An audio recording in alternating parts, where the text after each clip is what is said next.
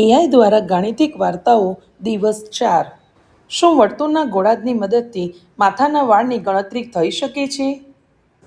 ઇકબાલે હમણાં વાળ કપાવ્યા, પરંતુ એટલા નાના કપાવ્યા કે તેને આપણે સરળતાથી ગણી શકીએ તેવા હતા। તેથી તેણે તેના મનમાં વિચાર કર્યો કે શું મારા વાળ ગણી શકાય છે?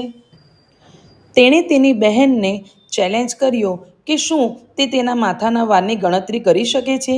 ઝારા જાણે છે કે આ અશક્ય છે, પરંતુ તેને થયું કે હું પ્રયત્ન તો ચોક્કસ કરી શકું છું। તેણે થોડું વિચાર્યું, ત્યારબાદ તેને એક યુક્તિ સૂઝી।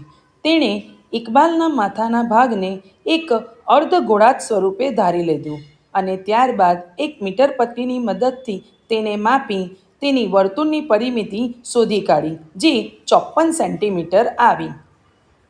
આપણે જાણીએ છીએ તેમ વર્તુળની પરિમિતિ એટલે કે 2πr થાય છે। અહીં 2πr બરાબર 54 સેન્ટીમીટર છે, તો તે ઉપરથી r આપણે શોધી શકીએ છીએ, જે આવશે r બરાબર 8.6 સેન્ટીમીટર થશે।